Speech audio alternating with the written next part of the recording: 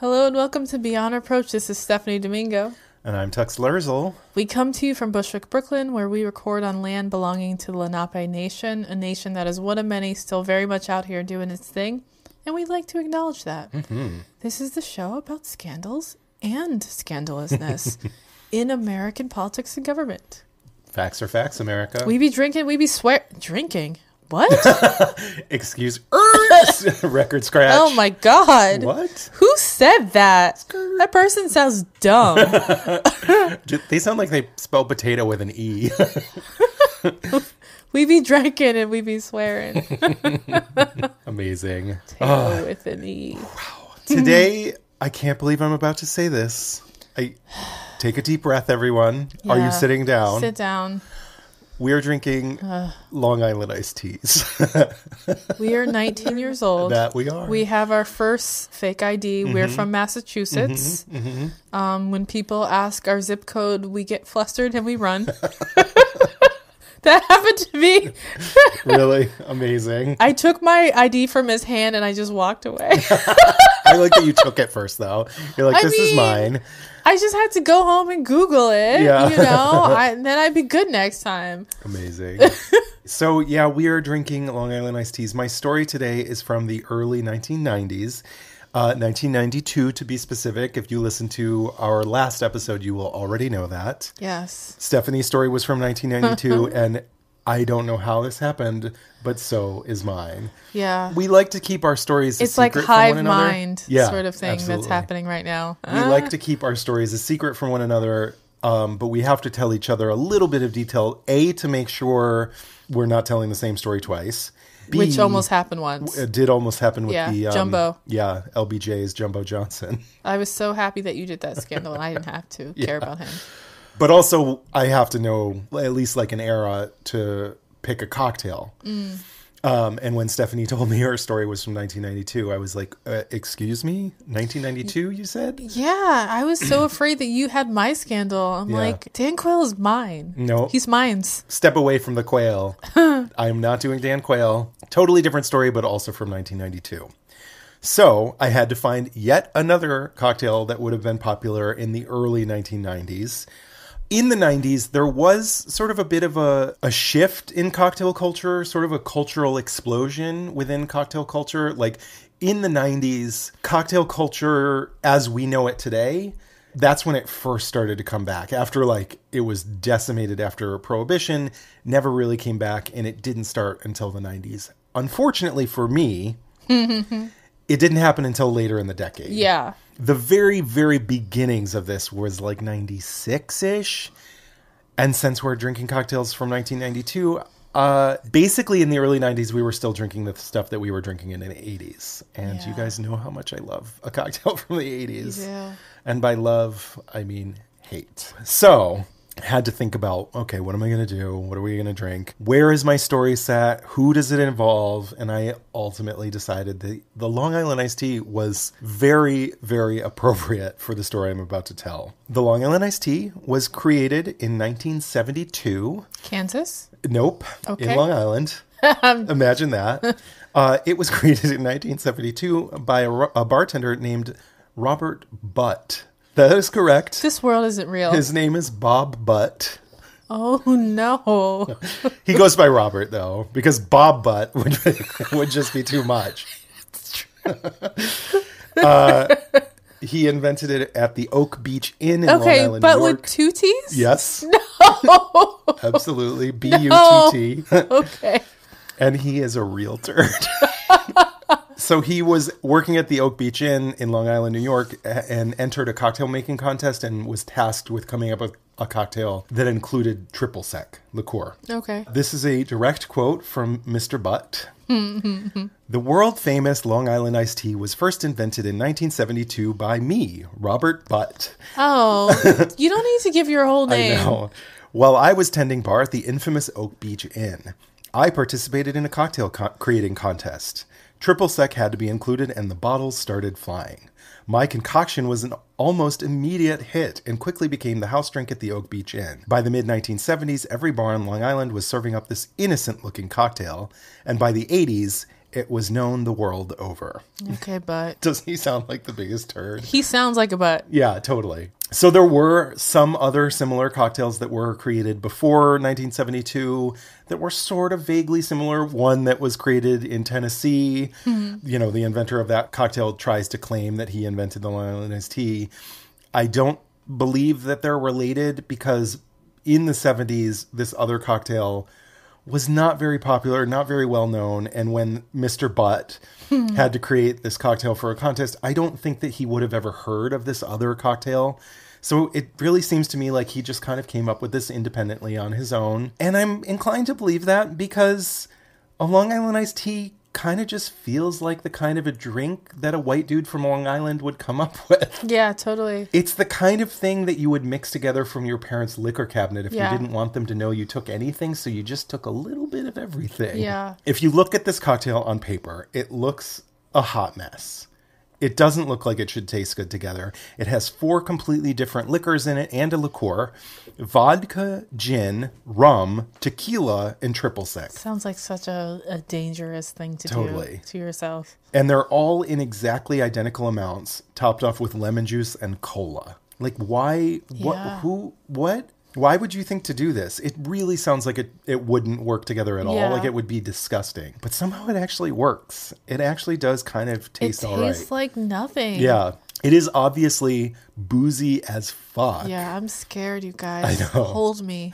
Which is probably why it took off and became this almost like instant classic. Because it's sweet, it's strong, but it doesn't taste strong. It is not super sweet. It may also have taken off because it's so easy to remember the recipe and so easy to make because everything is in the exact same ingredients. Everything except for the cola that you add at the Proportions, top. yeah. Either way, young people love a Long Island iced tea, especially young men love a Long Island iced tea. I myself have gotten into quite a bit of trouble after drinking these in college one night. We'll leave it at that. The end. I feel like everyone has gotten in trouble because you don't have one. It's impossible. Yeah. So the only real difference between the Long Island iced teas that we are drinking today and the ones that would have been sold in bars in the 1990s is that we made ours with fresh lemon juice and simple syrup, while most bars in the 90s would have been using sour mix. And the other difference is that we have scaled the recipe back because when you order these in a bar, they come in a pint glass. And we are not drinking pints of straight liquor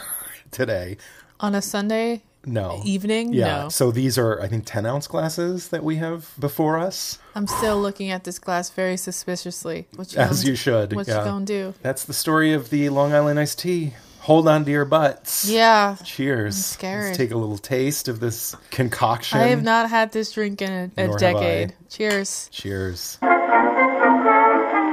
I was a kid at school learning the golden rule, teacher often used to say, if you don't tell a lie, there's not a reason why you can't be like Washington someday. How could Washington be a married man and never, never tell a lie? Tastes like juice. It tastes like nothing. This it tastes is like really juice. Whoa, that scares me again. It doesn't taste strong at all. Like you can't taste alcohol at all. This drink should be illegal. It literally should. If you are over 35, they should take your order and then slap your hand.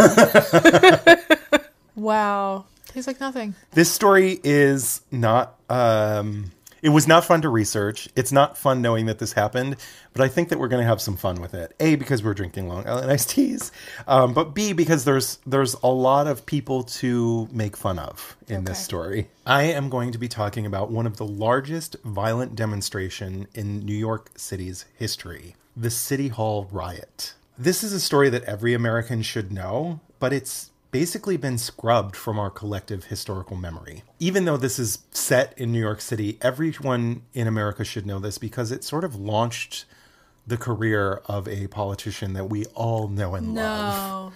Rudy? No, Rudy. So the reason that this particular demonstration stands out is that unlike most of the protests that were happening at the time, even the protests that we saw happening last summer, actually, the protesters in this case were not people of color. They were New York's finest. Oh. Yes.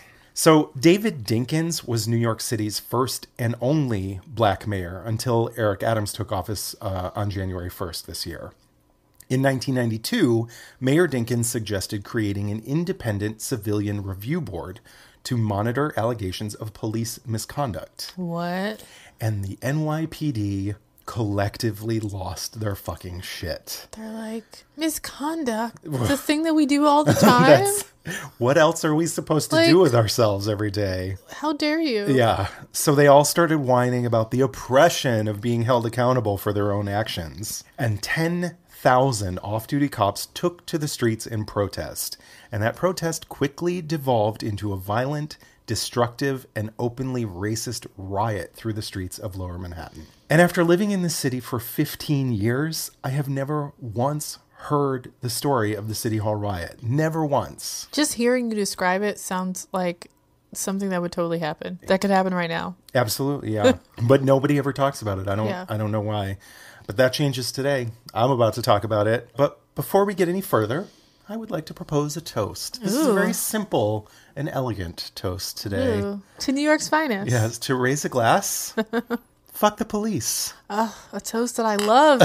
A toast very near and dear to my heart. Yes. I want this on my tombstone. So I can't really explain the mood in this country in the early 1990s without first talking a little bit about Rodney King.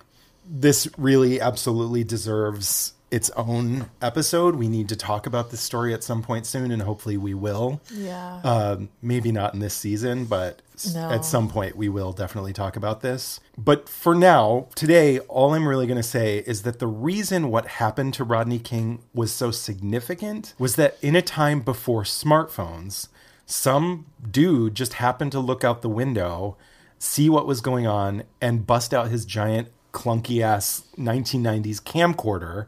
Yeah. And record what the police has been doing since their inception. Absolutely, yes. Yeah. The police were violently beating the shit out of this man, and this man caught them on tape.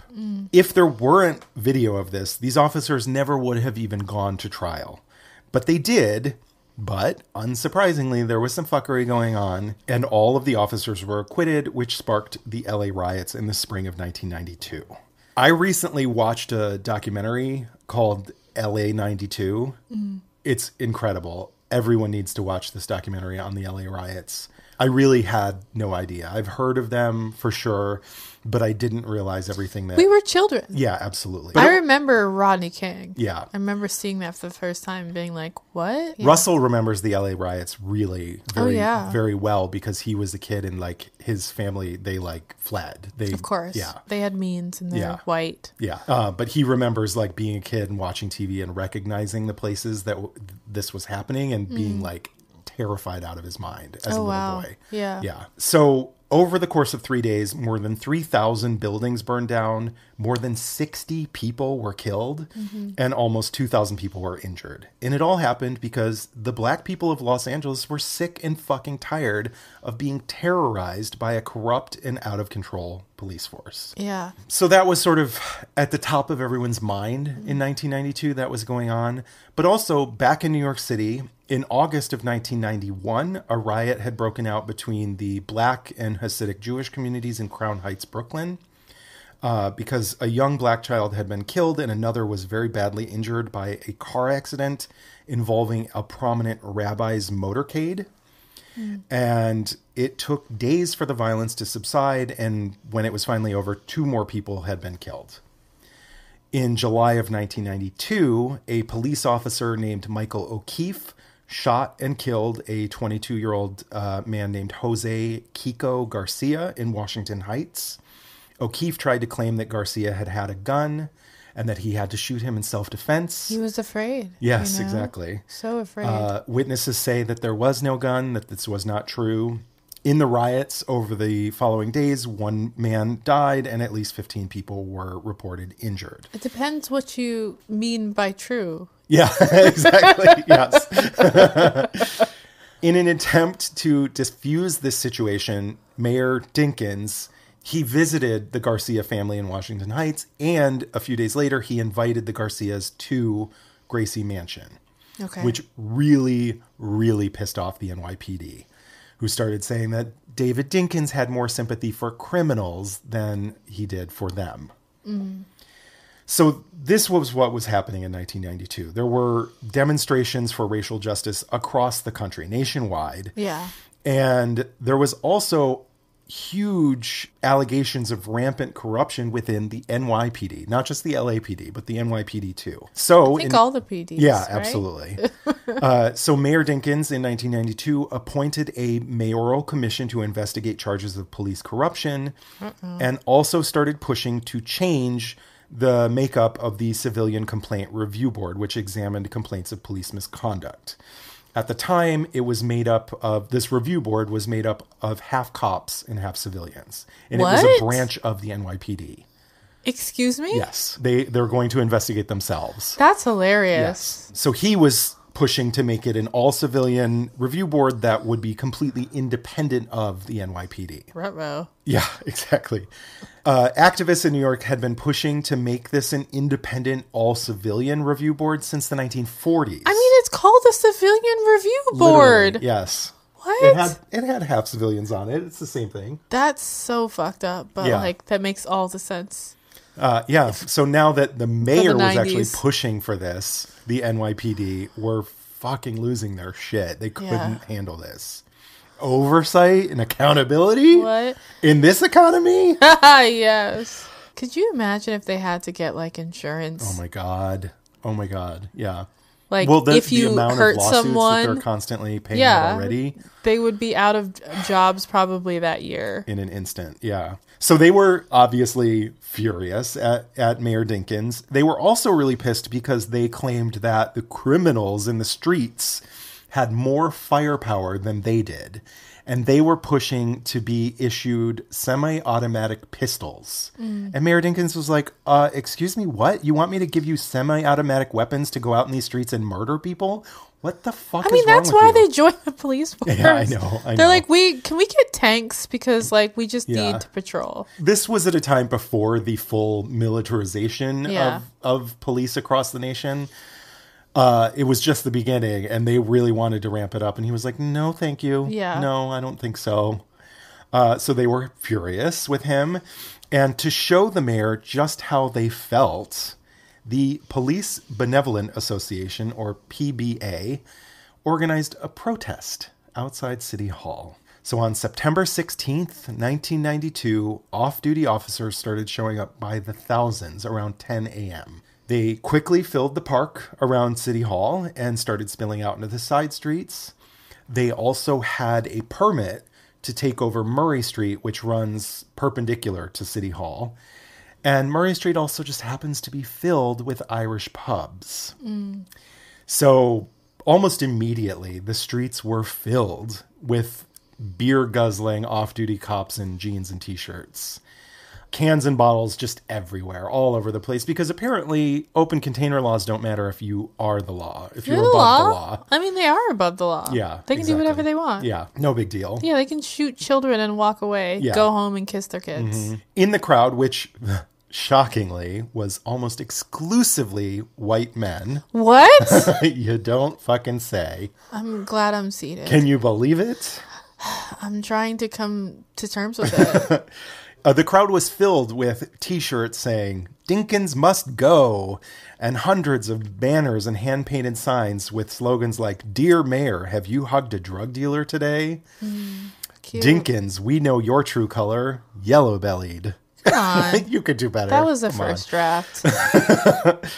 Some signs just called the city's first black mayor a washroom attendant. And others just resorted to racist cartoons of Dinkins with big lips and an afro. Yes. No big deal. Classic. Very original. Yeah. I mean, it's an oldie. It's their goodie. Yeah, It's yeah. their- I'm not surprised by any of this. It is Again, not we could see shocking at all. this right now. Exactly. I'm doing this story because it feels so current, even though it was Yeah. 30 years ago. All the progress we've made, I know. according to Quayle, we've faced racism squarely. Yeah. Those well, that were was his happening terms. before this. I know, yes.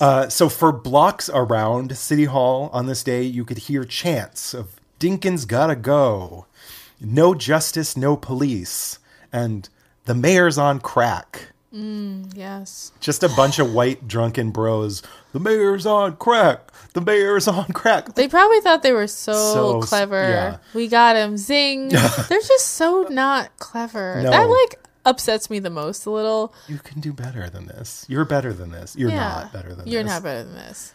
But it's like they just want to say the N-word. Exactly. It's just like, write that on a shirt. Oh, they did. Okay. They like, just absolutely did. Be yourself. Yeah. Don't censor yourself. And like, say it with your fucking chest like a man. Be an adult. Grow up. Don't Use like, your flash words. these like secret hand signals. Oh yeah, Like, they're just so scared. Yeah. I kind of love how scared they know. are, but it's like you are the power structure.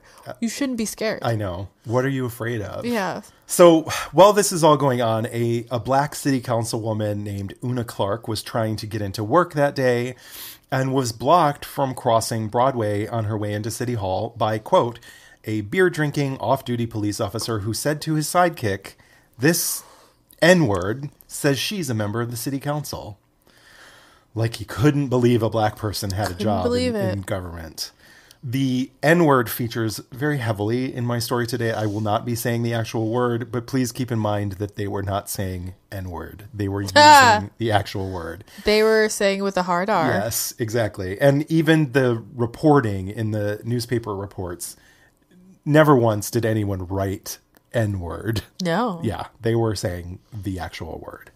So on Murray Street, the PBA president, Phil Caruso, decided he was going to kick things off with a nice little speech against Dinkins. But there was no stage. There was no sound system or anything. So he just climbed up on top of a car and he had a megaphone and just started shouting about how much he fucking hated Dinkins. And everyone was like, yeah, fuck that dude. Washroom attendant. He wasn't even born here. I saw his birth certificate. He's from Kenya. Oh my God. History repeating itself over and over again. Over and over. Yeah. This simulation is broken. Seriously. Can I get out? Over?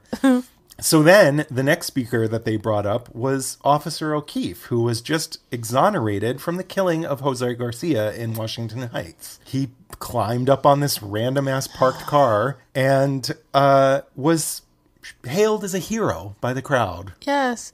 You got away with it. Yeah, Yay! exactly. Yeah. Yeah, apparently there was some like 45-page report about what happened that basically contradicted every single thing that he said about It doesn't his matter. account. He's a cop. Yeah, he got off. It was fine. They're above the law. But the main speaker this day was a certain Italian-American goblin named Rudolph Giuliani. So for a little bit of a background on old Reuters. I call him Colludi. Yes, Giuliani. Yes. Before this happened, old Colludi had ran Yes. against Dinkins for mayor in 1989 and lost. Oh, shit. Yes. So he was not His pleased. feelings. Exactly. Yeah. He lost to a black man Ooh. in 1989. Ooh, wow. It stings. That explains a lot. Yeah, I know. That explains everything, actually. So he shouted through the megaphone, "The reason the morale of the police department of the city of New York is so low is one reason and one reason alone. David Dinkins." And the crowd went wild. Some officers even started throwing their empty beer cans at City Hall. What? Yes. The New York Times wrote, "Beer cans and broken bottles littered the streets as Mr. Giuliani led the crowd in chants." Could you imagine if black people did that? Oh my God.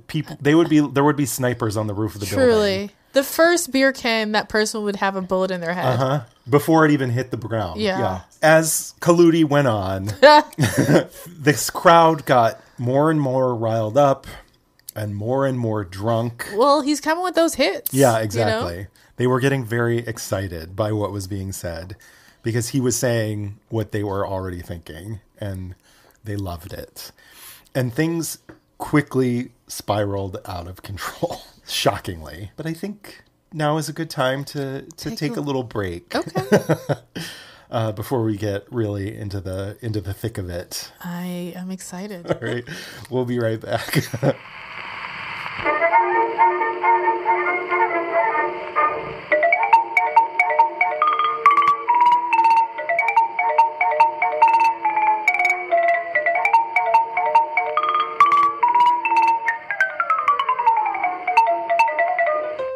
Hey, this is Brandon from Peculiar Picture Show, the podcast that talks about movies, maladies, and mental health. And this is Maria, also from that podcast. So we were wondering, do you like movies? Do you like mental health? Oh boy, do I ever, Brandon. Well, then I've got a podcast for you. Peculiar Picture Show is the podcast for you because it is about movies and mental health. That's right. We use movies to talk about mental health issues like borderline personality disorder, social issues like systemic racism, and other things. Like how bad Shakespeare in Love was. Yeah, sometimes we just talk about how bad the movie is. And we really talked about that one. But sometimes we have games. Maria used to be a teacher, and so she loves to quiz people. I really do. So check us out online at peculiarpicture.show. That's our website, and you can stream all episodes there. Or you can find us on any major podcast channel. Let's dive right back into this bullshit. So Guiliani riled up the crowd, got him good and fucking liquored up and like crazed. So he's like, who is he at this point? A failed mayoral candidate. Wow. And former lawyer. Shameful. Okay. I don't know why he was there, why he was invited. I don't fully understand why he was invited. Well, but I'm sure that he ran. He saw an opportunity. Yeah. I'm sure that when he ran in 1989, he was the darling of the NYPD and that they didn't want Dinkins. And the next mayoral election was in 93. So he was fixing to run again in 92. Trying to get against his name back out there. Exactly. So I'm sure that the higher ups in the NYPD saw that he was running again against Dinkins, knew that he was the law and order candidate. Wink. So he, Phil Caruso set him up, but Guiliani knocked him down. Yeah. And these guys were Alley-oop. like, yeah, they were ready for war after this. So at 10:50 a.m., a few officers started chanting, "Take the hall, take the hall." And they pushed over barriers in front of City Hall, and the on-duty officers who were in charge of protecting City Hall. They're like, come on in, friends. Did absolutely nothing. Of course. Moved the barriers out of the way Yeah. for them. It's the insurrection all over again. Exactly. Make yourself at home. Do you need any refreshments? Well, the thing is, this is the first one. This is the first insurrection. Giuliani made it happen. Yeah. So I feel like that he gave Trump the blueprints, essentially. Yeah. So I'm not looking forward to the next one. Yeah, I know. These off-duty officers just stood there, and some of them even cheered them on as thousands of off-duty officers poured through the barriers and ran up the steps of City Hall. People inside started to worry. One man said, "I was getting concerned that they're going to storm the building." I mean, these fucking guys are crazy. At one point, guards inside the building let a woman in who was right up against the door. She may have been a widow of a fallen officer, but either way, they let her in and they bolted the doors behind her. And then the people outside started screaming that they had arrested her, which was not true. And a mob freaked out and rushed the building. A reporter said, "In all my years there, with lots and lots of demonstrations, it is the only time I ever remember the cops slamming the door shut and putting the bars across the doors to keep anyone from getting in. It is also the only time I remember feeling any sense of fear inside City Hall." Okay. Some officers started climbing up on cars that were parked in front of the building, jumping on them, smashing in the lights, jumping up and down, denting the hoods and the roofs, just random parked cars. Property damage. Exactly, yeah. Oh, think of the property. But what about the damage? The CVS? Did they touch Dwayne Reed, though? Nope. Dwayne Okay. Reed was fine. Well, as far as I know. No harm, it was no fine. foul. It's fine. Yeah, these were private citizens' cars. Yeah. Thankfully, as long as they didn't touch Citibank. I know. Thankfully, the doors of City Hall did hold. But then the crowd was kind of just stuck there, and that energy had to go somewhere. So the chants of take the hall changed to take the bridge, take the bridge. So at 11:40 a.m., the sea of officers turn away from City Hall and run towards the Brooklyn Bridge, which is just a few yards away. They didn't run. Yeah, no, they did not. I don't run. see them. They're not running folk. Yet again, on-duty officers in charge of controlling the crowd instead just opened up the barricades and ushered them through. Within 10 minutes, the bridge was blocked in both directions with more than 2,000 officers on both roadways. At one point, a New York Times photographer was surrounded and shoved and punched in the back. What? Yeah. Wow. A Times photographer. What a piece. These people are the worst. A police lieutenant came over and told him that he should just leave. He said, I can't protect you up here. Like, that's your job. But okay. Yeah. A Times reporter was kicked in the stomach. A black cameraman for CBS was repeatedly called the N-word by the crowd.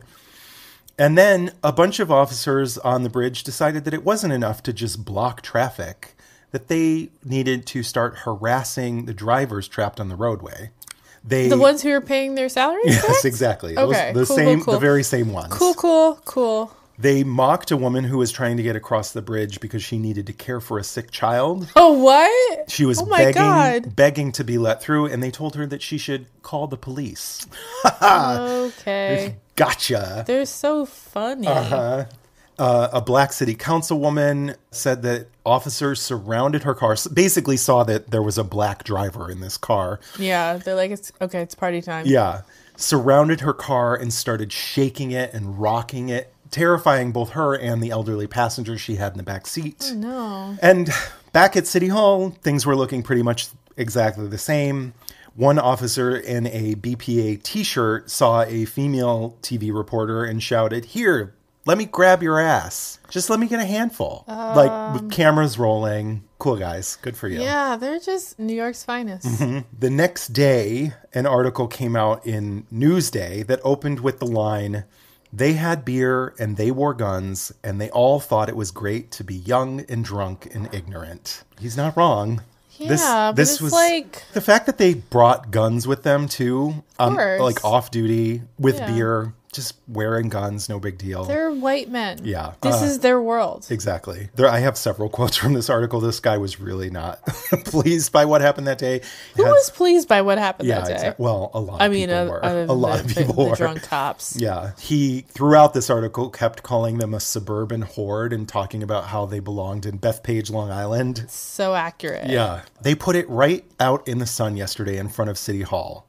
"We have a police force that is openly racist. They broke through police barriers." Where you been, girl? I know. Where you been? I feel like in 1992, people were like, it was a different reality. They just realized that racism was like a problem. That's so crazy. But then again, there are people who are realizing that today. Again, we don't learn history in this country at all. Until it's forced in your face. And I think 1982 was very similar to 2020 with, all the demonstrations for racial justice across the country. It was a very similar year. And look how much we gained from it. So he said they broke through police barriers as the uniformed police on duty stepped out of the way and violated their oath to protect this city. This suburban horde in T-shirts rushed to the front of City Hall and began to pound cars and jump on them, placing large dents in a Chevrolet parked right in front of the steps. Wow. They drained cans of beer and pushed and screamed and shook their fists in the air and shoved people and kicked them and threatened them. Oh my God. Wow. Some waved toilet plungers and others held up a sign. Where did they get this? They brought plungers with them because their friend had a sign that said, "Dump the washroom attendant." They're so dumb. I know. That's really sad. Such a weak insult, too. Yeah. The cops held up several of the most crude drawings of Dinkins, black, performing perverted sex acts. What? Yeah. They're artists now? Apparently. Okay. Apparently this author had been in Crown Heights during the riots between the Hasidic community and the black community and had actually gotten beat up when he was reporting on that. And the cops recognized him and started making fun of him. Like, "How did you like the N-words beating you up in Crown Heights?" Started screaming this to him and said, "Now you got an N-word right inside City Hall. How do you like that? An N-word mayor." Another article quoted a young black transit police officer who arrived downtown after the protest devolved into a full-blown riot. Yeah. He said in this article, the whole thing was, quote, "right out of the 1950s, a drunk, racist lynch mob storming City Hall and coming in here to get themselves an N-word." Yeah. And that young officer's name was Eric Adams. Really? Our mayor, current Wow. mayor. Yes. In the article, he said, We have been saying for years that the police department is comprised of racist Long Islanders who come into the city by day and leave at night with their arrogant attitudes and believing that they are above the law. Well, finally, the entire city was able to see what we've been talking about. He's still not going to make them I'm going to talk about that later on. Like... A lot of mayoral candidates in the election last year were pushing to make it a law that you had to live inside the city limits to become a member of the NYPD. Several, I think 6 candidates endorsed making this law. Mm-hmm. Eric Adams was not one of them. No, that's why he's here. Yeah, exactly. So police at the scene finally called for backup, but it took 90 minutes before backup showed up. And by that point, most of these dudes were leaving by then. They'd run on their rampage. Things kind of played out the way they were going to play out. They held up their racist sign and they shook the cars and they dented the cars. And then they were kind of done. There was nowhere to go from there. So by the time backup showed up, things were kind of over. Okay. But as they were on their way out, many of these officers were shit-faced and just continued to harass people on their way home. Keep in mind, they're off duty. They're in plain clothes. They're wearing jeans and T-shirts. Mm-hmm. So people who are like riding the subway in the middle of the afternoon don't know that these are police officers. They just like look like drunk white bros. You know what I mean? On the J train, a young black man accidentally stepped on an officer's shoe. And the officer tried to punch him. Mm-hmm. And this man pulled out a razor to defend himself. And that's when he was jumped by 6 officers who kicked him and beat the shit out of him and broke his jaw. Wow. In the days after the riot, there was outrage from both politicians and the media. A Times columnist wrote they used racist language. Outrage, though? That's so interesting. I'm surprised. Dinkins was not happy for of that's course, for sure. But New York is a progressive city, even back then. It was rare by the 90s, rare for a Republican to win an election as mayor. So I think people at least wanted to think that they were better than this, that this was out of the ordinary. That they weren't Americans? I mean, fair. New York is sort of different a little bit. I think I've been called the N-word so many times in New York. I'm not saying that racism doesn't exist in New York City at all. But I guess it's less than Ohio. Yeah, I think there are a lot more progressive people living here who don't want to think that it is the same as Ohio. I think that they would be less shocked by this happening in Ohio than they would in New York City. Yeah. Everything that was sort of like the outrage against this, everything made a point to mention the fact that these were people from Long Island and not from New York City. Oh, that's wrong. Yeah. So a Times columnist wrote, they used racist language, they carried racist signs, and called the mayor an N-word. Nearly a third of New York City's police officers live on Long Island, and some of them like to congratulate themselves on getting out of the hellhole they are sworn to protect. After reviewing footage of this riot, a visibly angry Mayor Dinkins came out and said that if this is how these officers act in front of TV cameras, quote, I fear how they would behave when they were out in the streets. I mean, yeah. Mm-hmm. I mean, you know how they act when they're out in the streets, right? Yeah. It's kind of your job to know how they act? Well, I think that he had a really hard time as the first black mayor of not trying to bring race into things. You know what I mean? Yeah. He wanted to act shocked by this. Fair. You know what I mean? Yeah. That this is not how things go. No. Yeah. Never. Not in New York City. This is new. So Dinkins said that he held the PBA president, Phil Caruso, responsible for intentionally inciting his members' actions. And Caruso agreed that things had gotten a little out of hand. Oh! Wow, a little out of hand? A little out of hand. Just a little. But insisted that the officer's anger was understandable. Oh. He said, you don't treat these guys with respect. What? When you create a civilian complaint review board, which is going to challenge everything that they do, it's just going to respond to black whining. Oh. Black whining. Black whining, yeah. Complaining about being murdered in the street for no reason. It's just black whining. Just black whining. It's not like they're public servants or anything. No. They're only serving the white citizens. Exactly. Obviously. Black people don't pay taxes. What are you talking about? They're not real citizens. They're not real people. I mean, No, a lot of people still believe that to this day. Yeah, I mean, we are living through the Reconstruction. Like that. Why is that not news every day? The fact that they are taking away the right to vote for Black people Daily. Yeah. every single day. So Mayor Dinkins also accused Giuliani, who was, again, just about to run for mayor again the following year, Trash. of intentionally egging on protesters and inciting a riot for political reasons. Imagine that. I know. He said that he's clearly an opportunist. He's seizing upon a fragile circumstance in our city for his own political gain.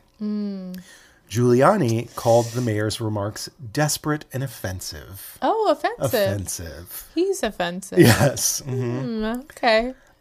He said that Dinkins was the one who was trying to use what happened for political gain by making everything about race. Of course. Yes. Yes. He said, I can't even say this without laughing.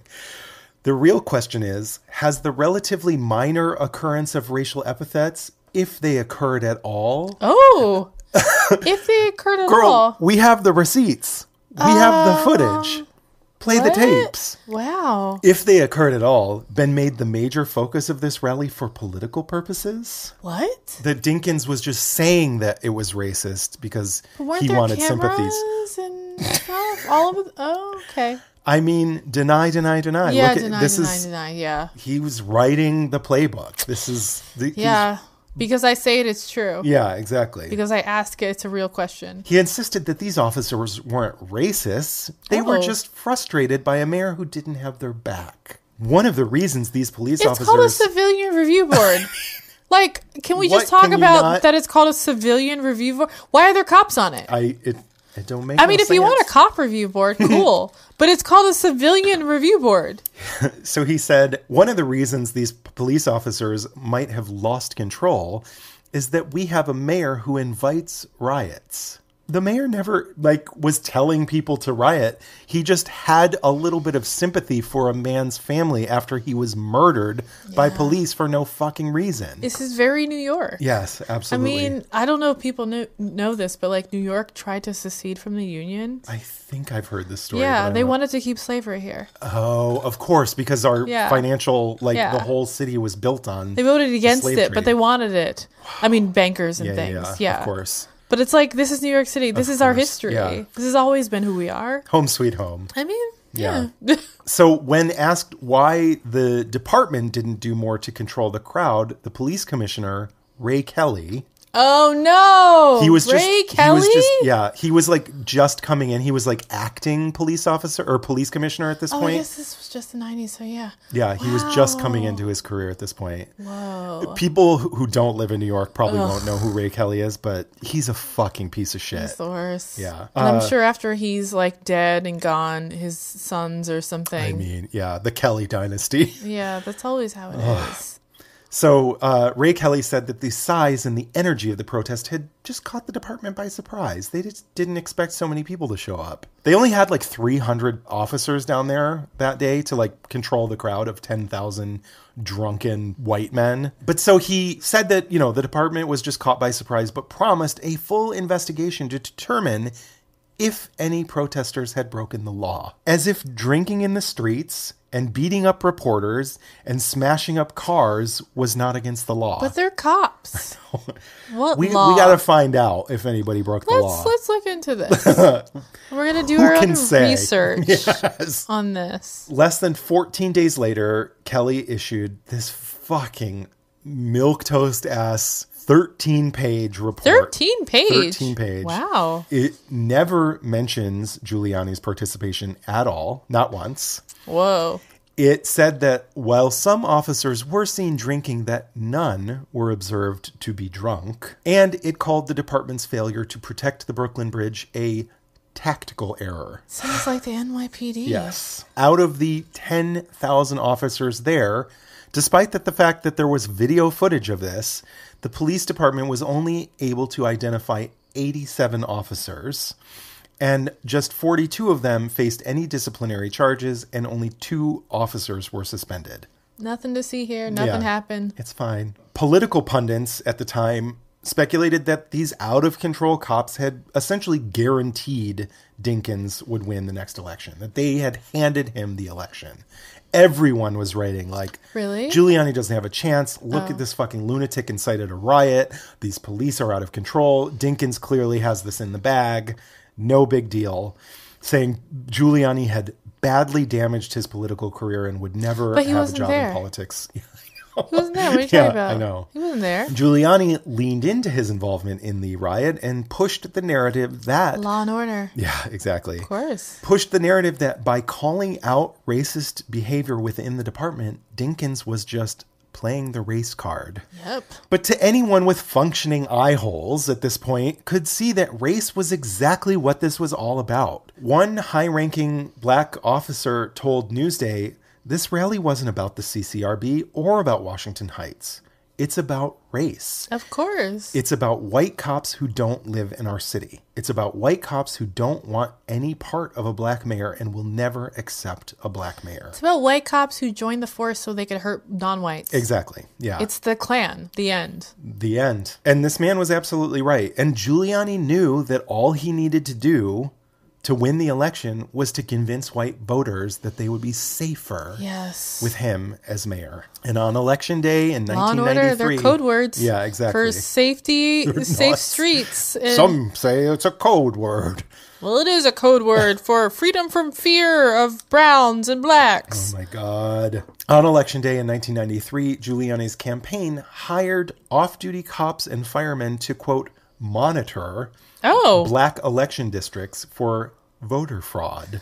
Of course. Literally writing out the playbook one step at a time. Again, we're living through Reconstruction. Yeah. You have to make sure that we're not allowed to vote comfortably or we're afraid to vote because there's cops there. Yeah. And these were off-duty cops that Giuliani's campaign hired, but Ray Kelly came in with the assist and sent 3,500 uniformed officers to the city's polling places, despite objections from the Dinkins campaign, who said that it would intimidate Democratic voters. Yeah, that's so American. Yeah. God, wow, this story is, this is who we are. It's foundational, absolutely. Yeah. It's like... We've always been. Yeah. It feels... It doesn't take much to scare white people. No, exactly. It feels so scare the national current. Identity. It feels like this could have happened yesterday. Oh, yeah. But this was 30 years ago. It's so sad. Giuliani won the election by 50,000 votes in a city with a population at the time of over 7 million people. A teeny tiny margin. Yeah. So I'm sure there were people that were intimidated out of voting by all these fucking cops everywhere swarming the polling sites. Of course. Yeah. That's why they did it. Absolutely. That's how you win when you keep people from voting. Absolutely.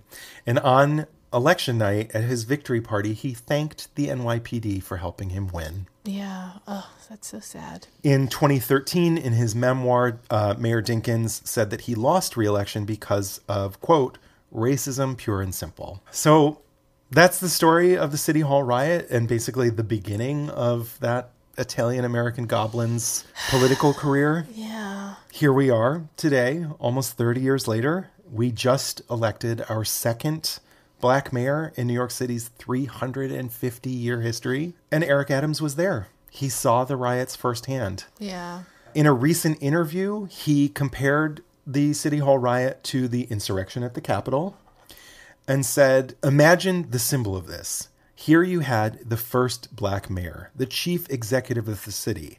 And they basically said, we don't care who you are if you're black. Yeah. I do believe that Eric Adams wants to reform or at least improve the NYPD. Yeah. And I believe that he believes that he can do it. But let's not forget that he was a cop himself. He was a member of the NYPD for over 20 years until 2006. Yeah. According to his own website, his plan for reforming the NYPD is to increase diversity within the force and single out bad cops. That's the plan. Which is nothing. Nothing. But that's how you get elected. Yeah, absolutely. That's how you get scared white people to vote for you. Yeah. He says that he's motivated to, quote, get the racist cops out and lift up and bring in those cops that are doing a good job.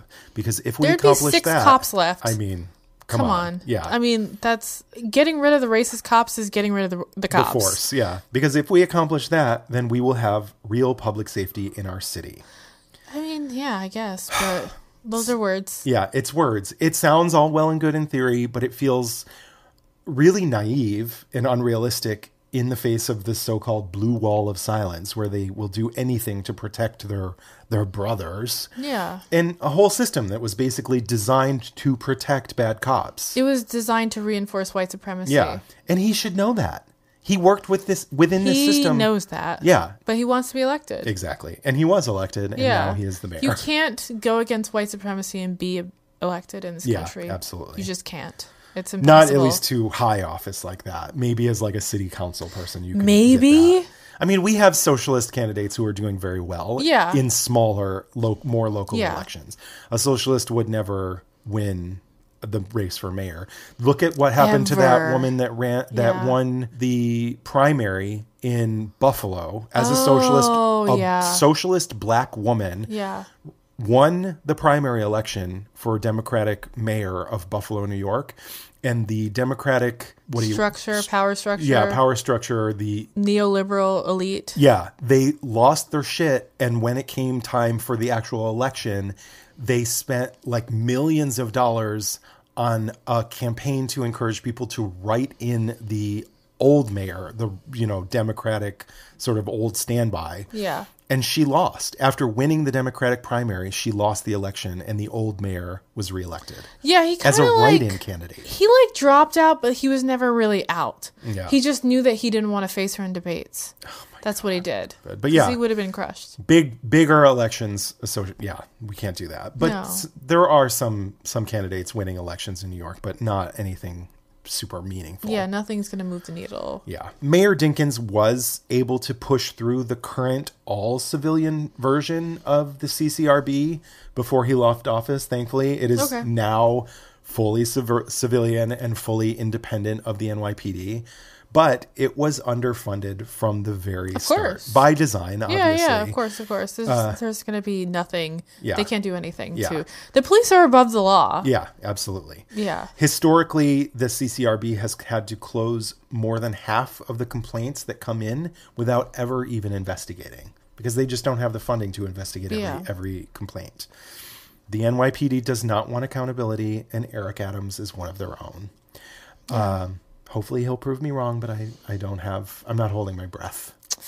I don't have high hopes. Yeah, I have no hopes because I know the history of this city. Exactly. And it's not good. So that's it. That's my story. That's a good one though. I did not know anything about this riot that they pulled off. City Hall Riot. Yeah. Nobody fucking talks about this. There was like one random one-off article about it. Yeah, it is very the parallels to the insurrection. It's wild. It's just like everyone gets off and it's fine. Mm-hmm. If the people who had been at the insurrection had been cops, none of them would be getting convicted at all. Like, there are a lot of people that are going to jail now. They're going to jail for a year. Yeah. Like, I think the most I've seen is 3 years for literally trying to overthrow the government. You get 3 years? You most. should be under the jail. It's just. Yeah. Yet someone who breaks a window of Chase Bank is in jail for 10 years. Or murdered by a 17-year-old white boy from a different state. And everybody feels sorry for the white boy who murdered. But look at him. Look at his skin color, though. His sad blubbering, eyes. Crying on the stand when he doesn't even shed a single tear. He just... He was doing the things he was supposed to do. That he needed to do. Yeah. This is America. This is America. Good times. It's a great time. It's a great time to be alive and just see history repeat itself over and over again because people are scared. Grow up. Don't hold your breath. Yeah, I know. It's so funny that we call ourselves the home of the brave. That to me is just so funny. Yeah. Because it's you're afraid of nothing. The boogeyman. Single mothers and poor people. Yeah. The welfare queen. A fictional woman on TV. It's good to know these stories so we're less upset when they happen again and again and again. Yeah, absolutely. Yeah. Yeah, it's just funny. When I read this, I was like, wait, what the fuck happened? Wait, And this is where Giuliani comes from? Yeah, I didn't know this is where Like, Giuliani comes from. I thought he just popped on the scene after 9/11. I didn't know that he was involved in this riot, this like police riot. He was like the fucking NYPD golden Yeah. boy. The worst. I know. Like, I know. oh my God, But you're can racist. Can you we imagine an love you. alternate reality when if the fucking NYPD hadn't shown up to intimidate voters on that day, 50,000 people had changed the course of the election and Giuliani would never have had a political career? I mean, we've never had democracy. Maybe one day we will. But they know what they need to do to keep power. Colludi Giuliani. Colludi Giuliani is just the worst. My drink is not empty yet. I'm right there with you. We're like halfway through. We've been tentatively drinking I'm our... terrified of this fucking drink. Me too. And it's so good. Yeah. Like, it could have been gone. But I know that there are 4 ounces of alcohol in it. So I have been sipping cautiously. And that's the like scaled down version. This cocktail should not exist. It is really irresponsible that they're giving this to children. Yeah. I had so many of these before I was 21. That night that I'm remembering getting myself into trouble, I was 20. Okay, so our drinks are almost empty. So I guess we're done. Right? We're fucking done. It's upsetting, but I'm glad that I know about this. Yes. And in my head, when I was telling this story, I was only picturing Rudy Giuliani with his hair dye running down the side of his face. I was picturing him, shaving at the airport. Yeah. I couldn't fully watch that video. It made me so sad. Yeah. I'm like, this man, I just want someone to come and get him. Yeah. You know? Feed him some soup.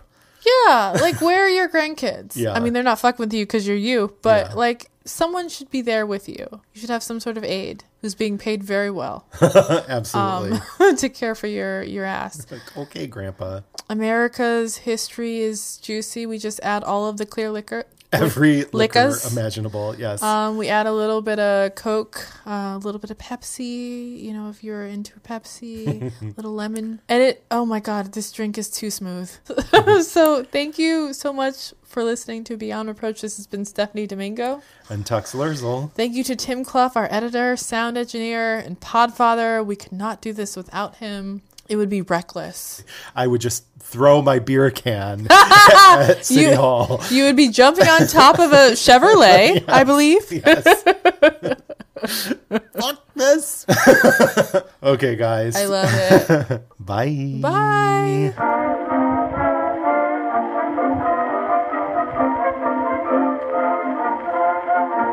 Beyond Reproach is proudly recorded in Bushwick, Brooklyn, on land belonging to the Lenape Nation. Please note we are not historians. We are just a couple of drunks who never shut up and love history. Full list of all source information can be found in the show notes on our website. Please take a moment to rate, review, and subscribe. Written reviews are especially important. If you like us, please do one of 2 things. Leave us a review on Apple Podcasts, or send this episode to a friend, family member, or someone who you think would be into it. Make sure you follow us on Instagram because we post our cocktail recipes the Thursday before each full episode. Please drink along with us if you are not driving. We also have a shop on beyondreproachpod.com. Get your merch, brand yourselves. We have exclusive content on Patreon where you can directly support the production of our show.